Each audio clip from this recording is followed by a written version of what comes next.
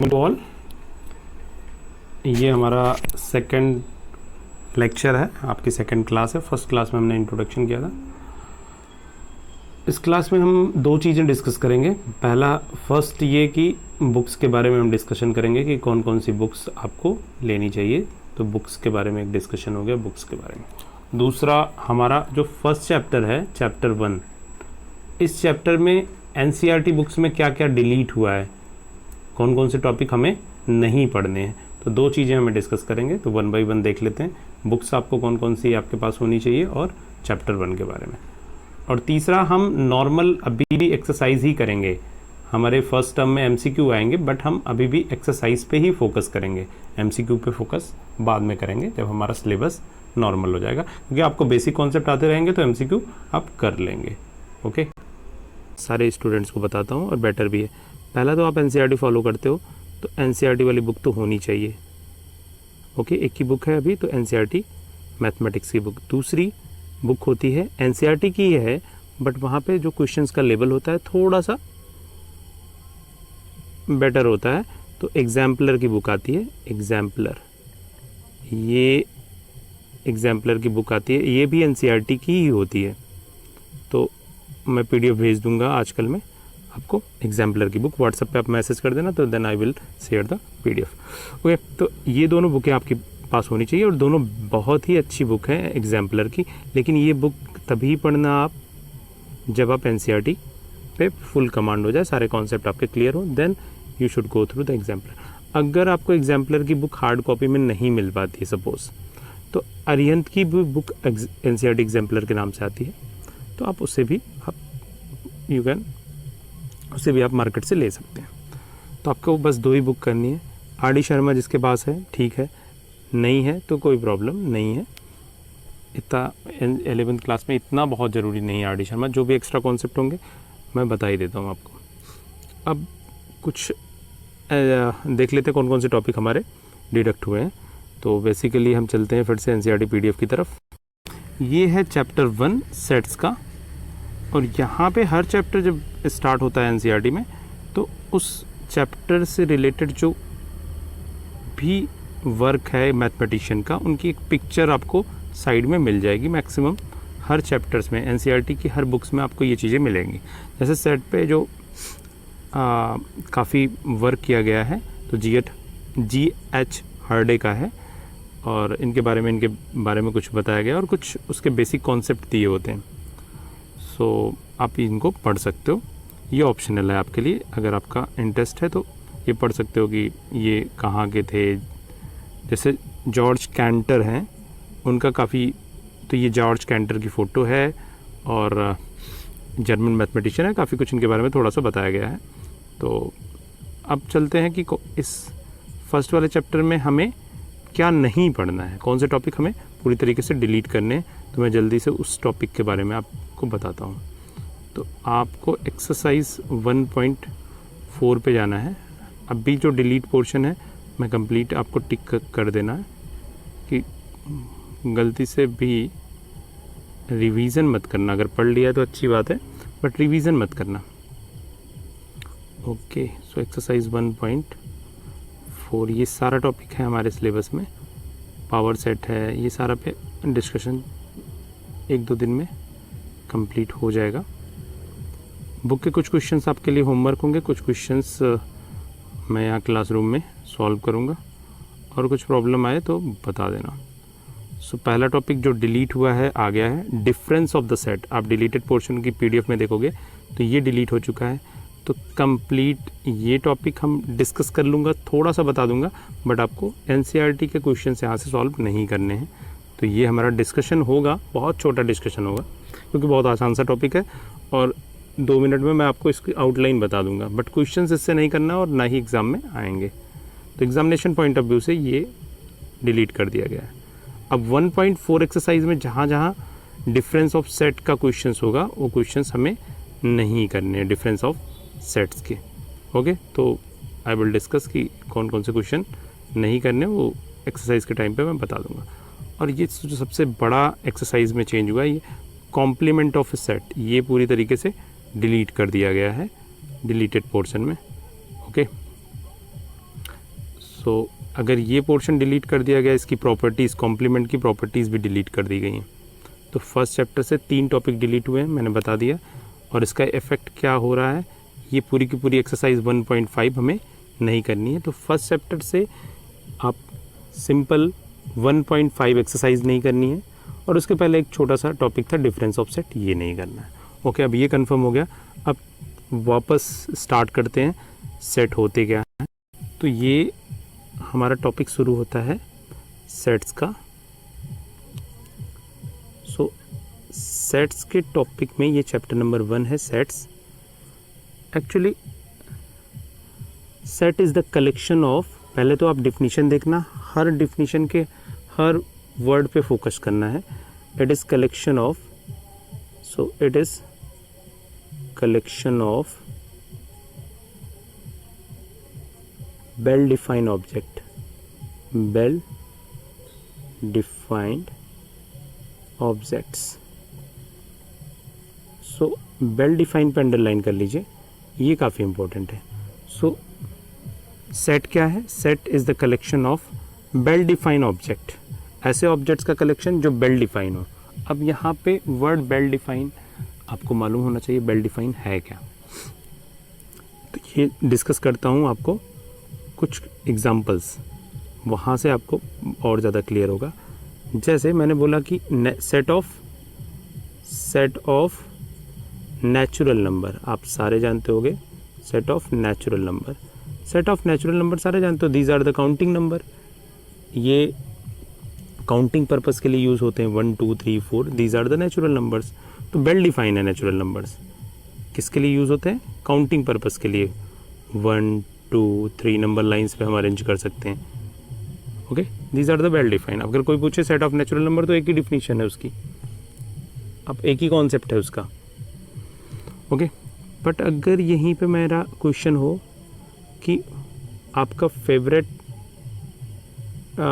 Actor कौन सा है, what is the favourite actor, आपका फेवरेट एक्टर कौन सा है, तो यहाँ पे जितने स्टूडेंट होंगे उतने आंसर आ सकते हैं, डिफरेंट मीन्स यूनिक आंसर नहीं आने वाला है। तो बेसिकली जब हम बात करते हैं वेल डिफाइन की, तो ऐसे ऑब्जेक्ट्स का कलेक्शन जिसमें यूनिकनेस हो, जिनको डिफ़ाइन कर सकते हैं। जैसे नेचुरल नंबर्स को हमने डिफ़ाइन कर दिया। जब मैंने आपसे क्वेश्चन पूछा कि एक अपने फेवरेट एक्टर का नाम बताइए, तो जो फेवरेट वर्ड था, फेवरेट एक्टर का वर्ड था, ये वेल डिफाइन नहीं था, कोई क्राइटेरिया नहीं है फेवरेट का।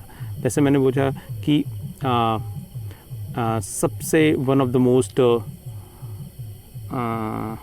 बोल सकते हैं कौन सा सबसे टेस्टी फूड होता है आपका, तो सबका अलग अलग टेस्ट होगा, सब किसी को वेज पसंद होगा, किसी को नॉन वेज पसंद होगा।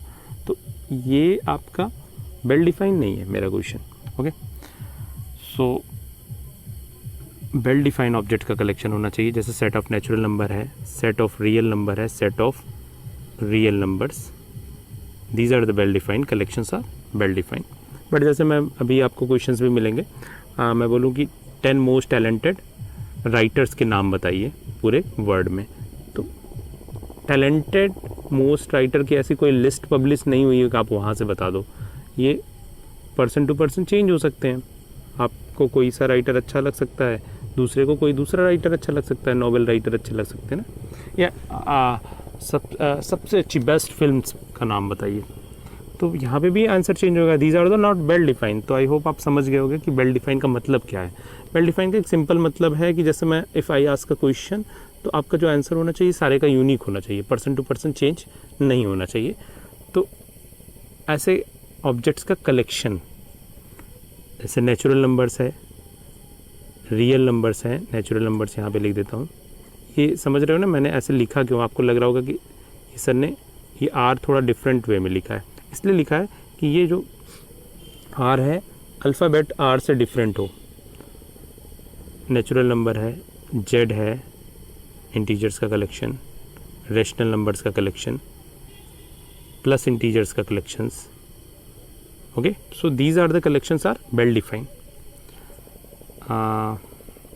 ओके, जैसे मैंने अभी आपसे ये क्वेश्चंस पूछ लिया कि teachers collection of all teachers teachers of 11th class. तो 11th class, collection of all teachers of 11th class KV. Narela के रिस्पेक्ट में ये क्वेश्चंस है। ओके, सो जो ये क्वेश्चंस है केंद्रीय विद्यालय नरेला का, तो यहाँ पे जो कलेक्शन ऑफ टीचर्स है ये भी एक वेल डिफाइंड ऑब्जेक्ट्स का कलेक्शंस हो गया ना। ऑब्जेक्ट्स का मतलब ये नहीं हुआ कि नॉन लिविंग थिंग, ये भी दिमाग में मत डालना। ऑब्जेक्ट में भी नंबर्स, में भी अल्फ़ाबेट्स, कुछ भी हो सकता है, में भी लिविंग, में भी नॉन लिविंग। तो ऐसा मत समझ लेना कि टीचर्स का कलेक्शन नहीं करना है। तो जो भी वेल डिफाइन होगा उसको आप कलेक्ट कर सकते हो। उन सारे कलेक्शन को हम सेट्स बोलते हैं। सो क्लियर है, these are the well defined objects के कलेक्शंस हैं। तो आई होप थोड़ा सा क्लियर हुआ होगा। अब अगर ये वेल डिफाइंड ऑब्जेक्ट्स के कलेक्शन है तो इनका रिप्रेजेंटेशंस कैसे करेंगे, how to represent, how to write set, how to represent set, write और रिप्रेजेंट। आप सेट को कैसे रिप्रेजेंट करोगे या फिर लिखोगे, कैसे लिखते हैं। तो जब भी सेट को लिखते हैं तो सेट को हम एक कर्ली ब्रैकेट यूज़ करते हैं, सेट की बाउंड्री के लिए कर्ली ब्रैकेट यूज़ करते हैं, और जो भी ऑब्जेक्ट्स होंगे उनको इस कर्ली ब्रैकेट के अंदर पुट कर देंगे। So if we write sets, so we use the curly bracket and all the members of set are separated by commas। Comma से हम सारे मेंबर्स को सेपरेट कर देते हैं। बहुत सिंपल है, बहुत ज़्यादा, बहुत मतलब 11th की मैथ्स में अगर आप सिर्फ सुनते रह रहे हो, थोड़ा थोड़ा क्लास में जो मैं बता रहा हूँ सुन रहे हो, तो कहीं कोई प्रॉब्लम आने वाली नहीं है। फिर भी कुछ आ रही है तो आई विल सॉल्व। ओके, सो ये है, जैसे मैंने बोला एक सम।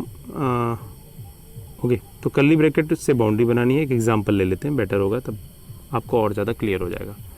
Collection of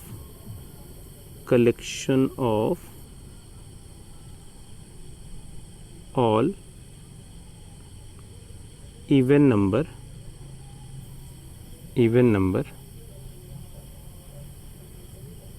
even natural numbers कर लो यहाँ पे, natural numbers, even natural numbers less than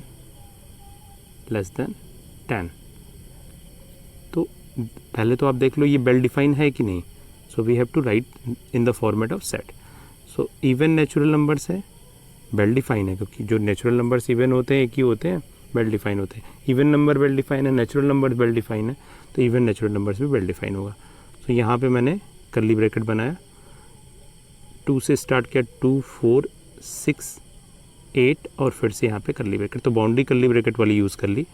ये ऑब्जेक्ट्स थे, इनको हमने कॉमा से सेपरेट कर दिया। तो ये हो गया आपका representation of set. Representation of set में हमारे पास 2 टाइप्स है। ये तो नॉर्मल मैंने आपको बता दिया। 2 types of representation of set. First type है रोस्टर फॉर्म,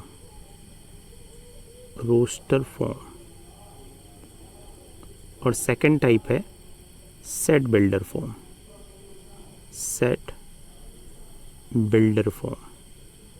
हमारे पास दोनों टाइप में हम सेट को रिप्रेजेंट कर सकते हैं। रोस्टर फॉर्म क्या होता है, सेट बिल्डर फॉर्म क्या होता है, 1 बाय 1 एक्सप्लेन करता हूँ। सेट बिल्डर फॉर्म को भी टैबुलर फॉर्म भी बोलते हैं, टैबुलर फॉर्म।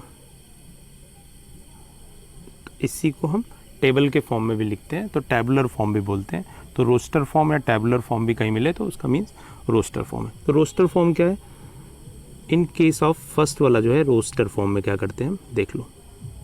रोस्टर फॉर्म, पहले हमने सेट की डिफिनीशन देखी, it is collection of well defined object. Well defined words को भी मैंने आपको कुछ एग्जांपल्स बताए, अभी ढेर सारे एग्जांपल्स और बता दूंगा। रोस्टर फॉर्म, अब रिप्रेजेंटेशन ऑफ सेट अगर आपको मालूम है तो सेट को हम कैसे लिखेंगे, क्योंकि एक ये set is the new branch of mathematics, different branch है, क्योंकि इससे पहले आपने अभी अलजेब्रा पढ़ा था, ट्रिग्नोमेट्री पढ़ी थी थोड़ी बहुत 10th क्लास में। तो set is the different from other topics. तो रोस्टर फॉर्म में क्या करते हैं, roster form means you have to write all the members of set, all the members of set enclosed between curly brackets. सारे members को आप curly brackets में enclose करोगे।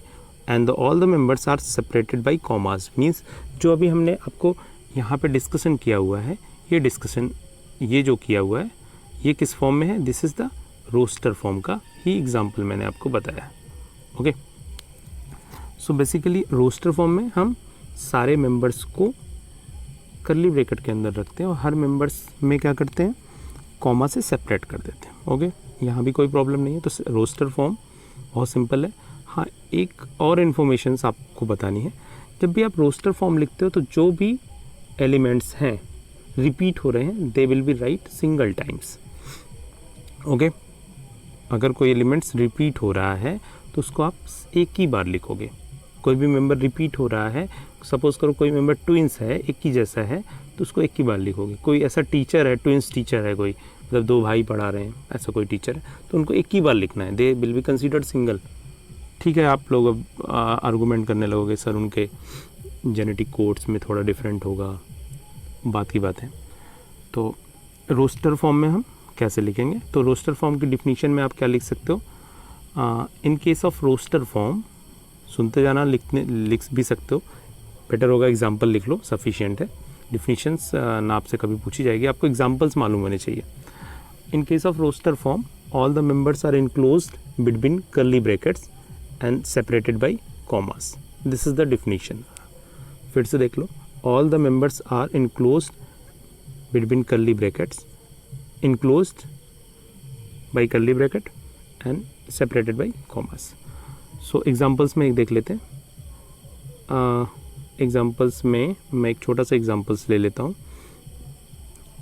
ओके, नरेला, नरेला, ये जो Narela letter of the word है, इसके सारे लेटर ऑफ द वर्ड को हमें सेट के फॉर्म में लिखा है। नरेला मीन्स वेल डिफाइन है।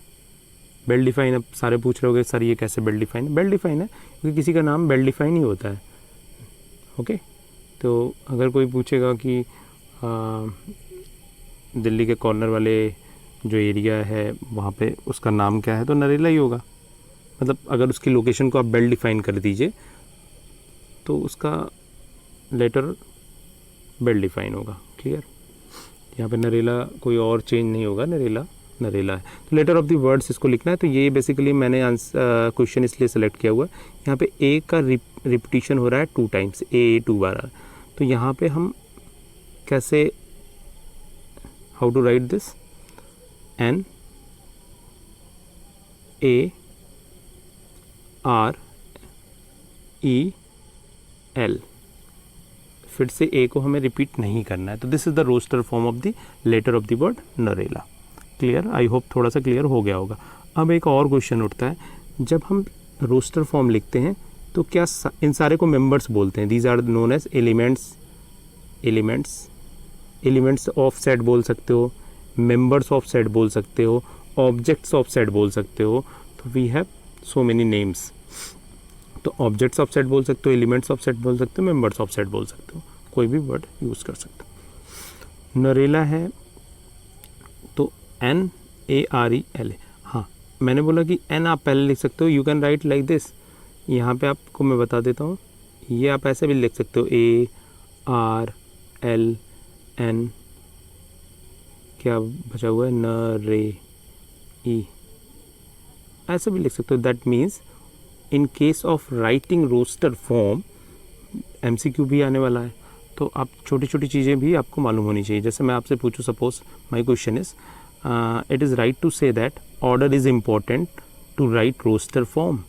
ऑर्डर इज़ इम्पॉर्टेंट, सिंपल ये क्वेश्चन है, order is important in case of roster form. Order का मतलब क्या हुआ, जैसे मैंने पहले N लिखा, फिर A लिखा, then R, then E, then L, and the next one is, मैंने first write ARELNE। Okay, that means order is not important. ये कोई पूछे it is right too, order is not important. Order important नहीं होता roster form में। आप किसी भी ऑर्डर में लिख सकते हो, बट जो बाउंड्री है उसके अंदर सारे मेंबर्स आने चाहिए और कोई भी मेंबर्स रिपीट नहीं होना चाहिए। 2 ही चीज़ें याद रखनी है। तो आई होप आपको क्लियर हो गया होगा रोस्टर फॉर्म में क्या करते हैं। अगला है आपका set builder form. Next one is the set builder form. Set builder form, अब सेट बिल्डर फॉर्म में क्या होती है, सेट बिल्डर फॉर्म में बेसिकली इन्फॉर्मेशंस होती हैं और उन इन्फॉर्मेशंस के फॉर्म में हम लिखते हैं। अभी आपको थोड़ा सा मेरी बातें समझ में नहीं आ रही होंगी तो एग्जांपल्स पे फोकस किया करो। सेट बिल्डर फॉर्म क्या होता है, देखो what is the set builder form. Basically in the case of set builder form we have to write down the properties of all the members, unique properties of all the members. ऐसे set builder form में जैसे मुझे आपको ये लिखना है, देखना ध्यान से देखना लिखने का तरीका, क्योंकि सेट बिल्डर फॉर्म में थोड़ी सी प्रॉब्लम होती है स्टार्टिंग में। जैसे we have to write down all the numbers, natural numbers, all the natural numbers less than 10,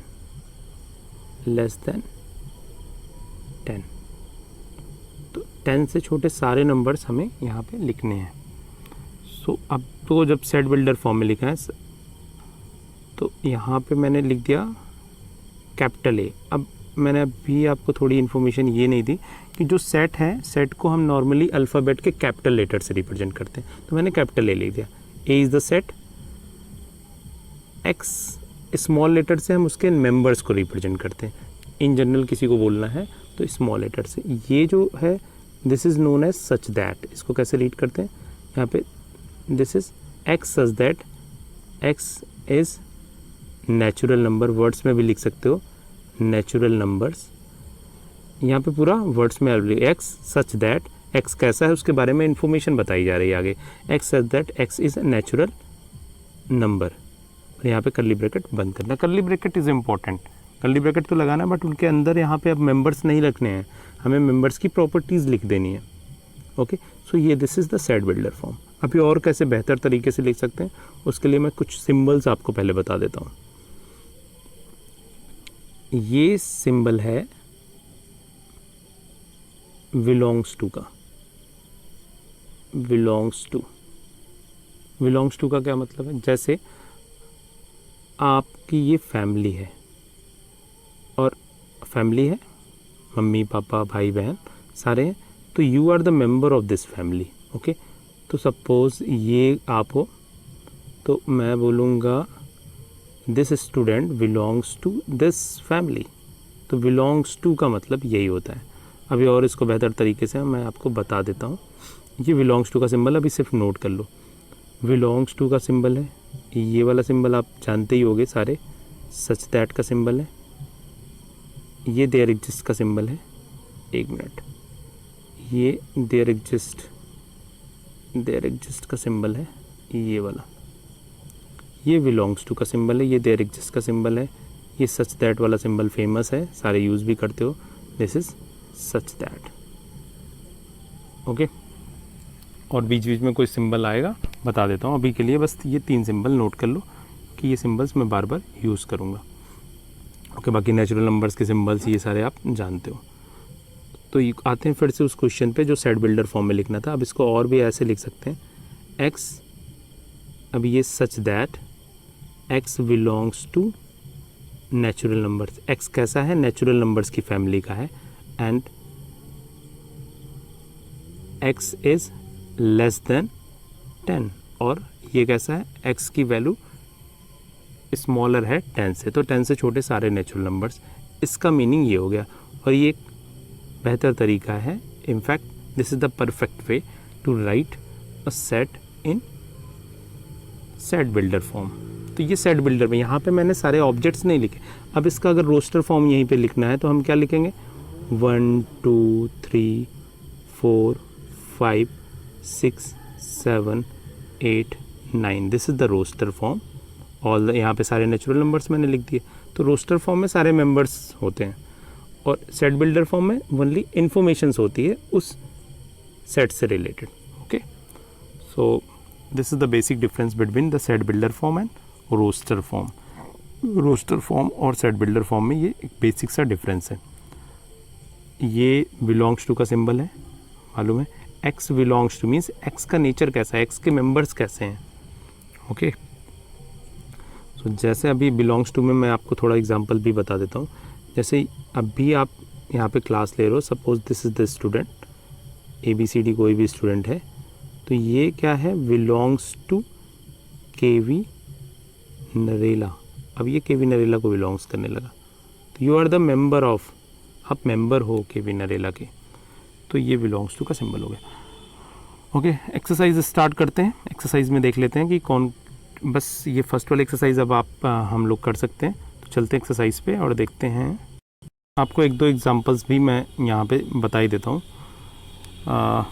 NCERT के एग्जांपल्स हैं और NCERT की PDF ही पढ़ रहे हैं। जैसे ये एक एग्जांपल नंबर 1 है, write the solution set of equation in roster form. Roster form में हमें क्या लिखना है, रोस्टर फॉर्म में सॉल्यूशंस लिखने हैं।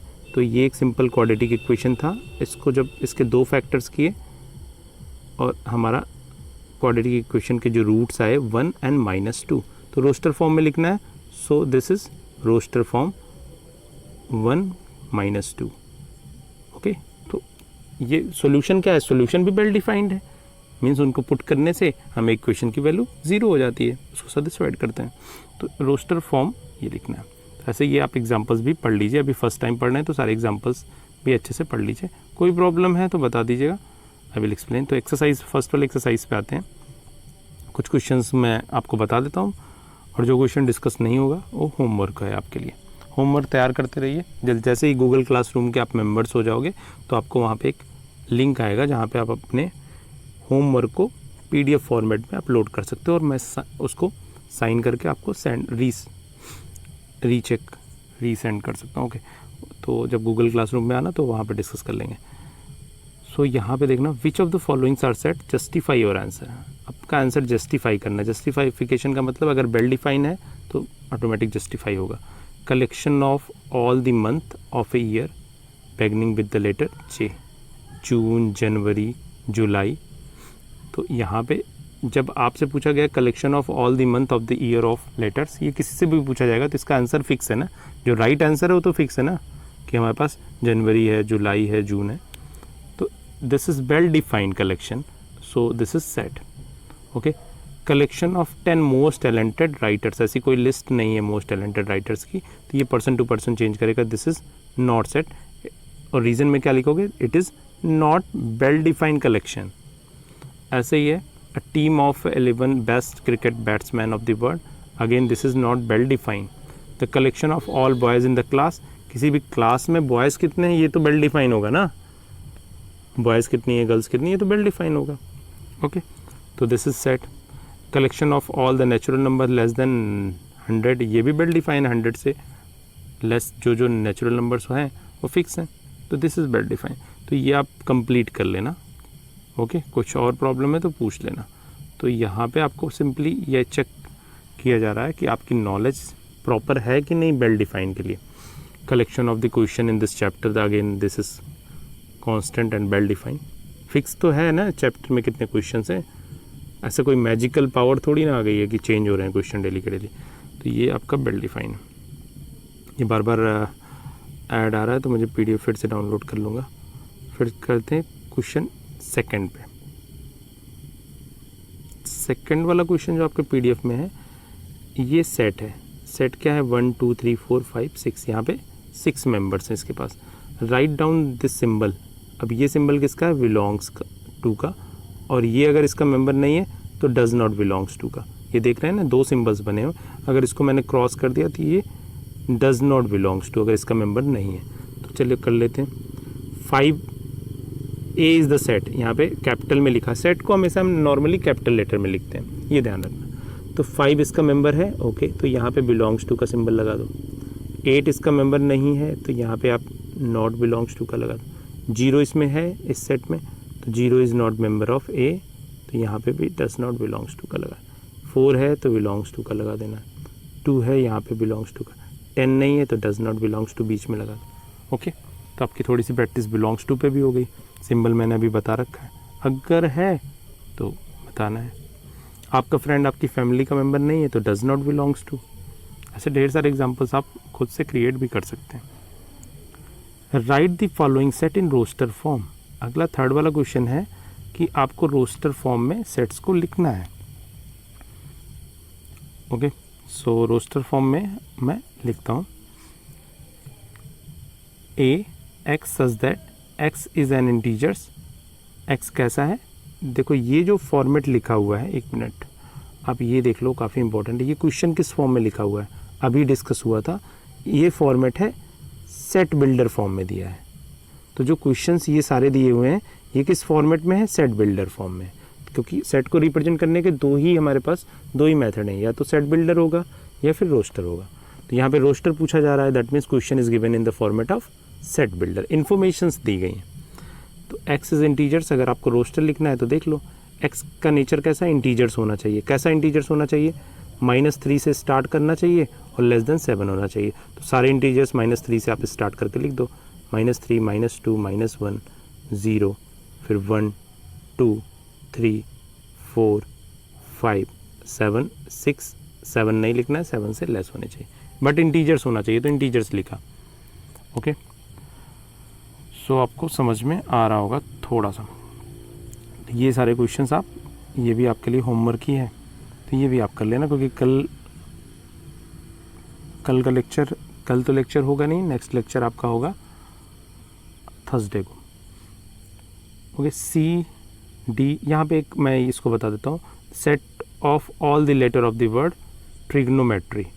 तो ट्रिग्नोमेट्री के सारे लेटर ऑफ द वर्ड्स को आपको कलेक्ट करना है, जो रिपीट हो रहा है उसको 1 टाइम लिखना है, जैसे T R I J comma O comma N, फिर से ओ आया तो ओ को रिपीट नहीं करना है, फिर से एम, फिर ई, फिर टी कॉमा आर फिर से आ चुका है तो यहाँ पे वाई लिखना है और यहाँ पे कर्ली ब्रैकेट यूज़ करना है। सो ये भी कंप्लीट हो गया आपका। तो ये क्वेश्चन के सारे पार्ट्स आपको कर लेने हैं। क्वेश्चंस डेली का डेली करेंगे तो ज़्यादा बेटर होगा, अदरवाइज़ बहुत ज़्यादा हो जाएगा। आपको लगेगा कि जब मैं आपसे PDF मांगूंगा तो रात में आप एक दूसरे को फ़ोन करोगे, बोलोगे मुझे PDF दे दो। तो ऐसा नहीं है, आप डेली क्वेश्चन करिए। कोई प्रॉब्लम है तो प्रॉब्लम को शॉर्ट आउट कर लीजिए, ठीक है। So write the set in set builder form. एक इसमें से एक क्वेश्चन मैं आपको बता दे रहा हूँ। देखो, सेट बिल्डर फॉर्म लिखने के कई तरीके हो सकते हैं। हो सकता है कि मैं जो बता रहा हूँ आपके दिमाग में कुछ और भी चीज़ें चल सकती हैं।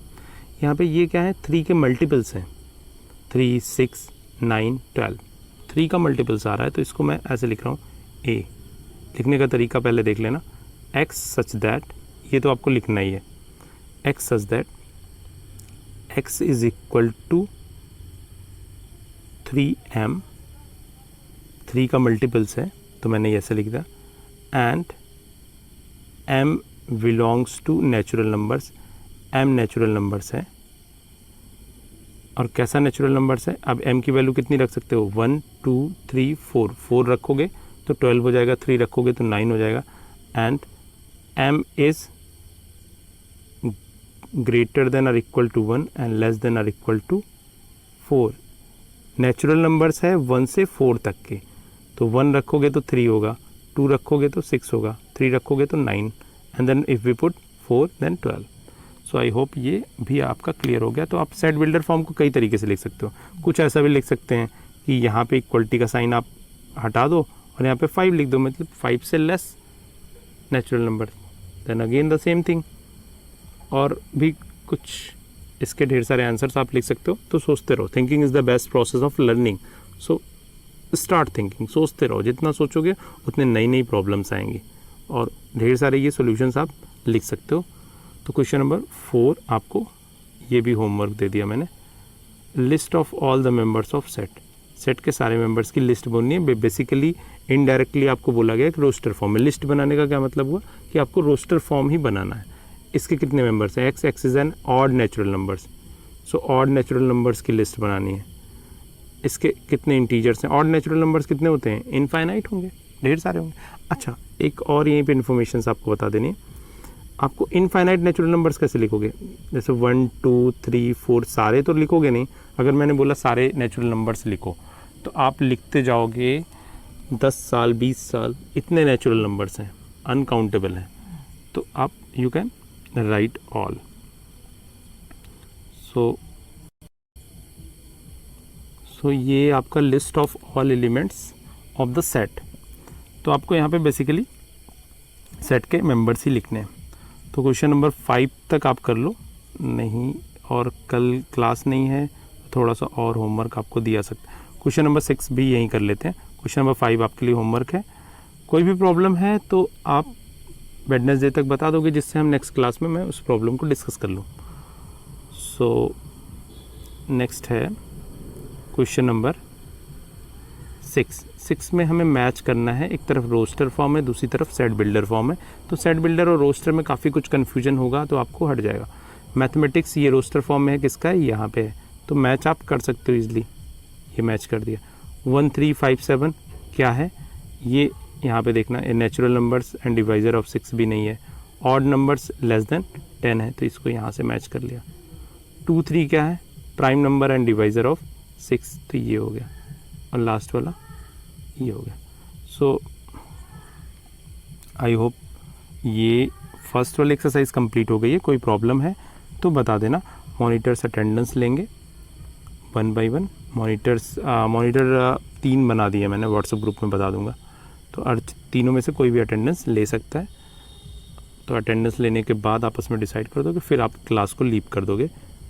ओके, उसमें मेरी परमिशन की ज़रूरत नहीं है कि क्लास लीव करना है कि नहीं। जैसे ही अटेंडेंस आपकी हो जाती है, क्लास को आप लीव कर सकते हो। ओके, सो मिलते हैं नेक्स्ट क्लास में। Thanks to all.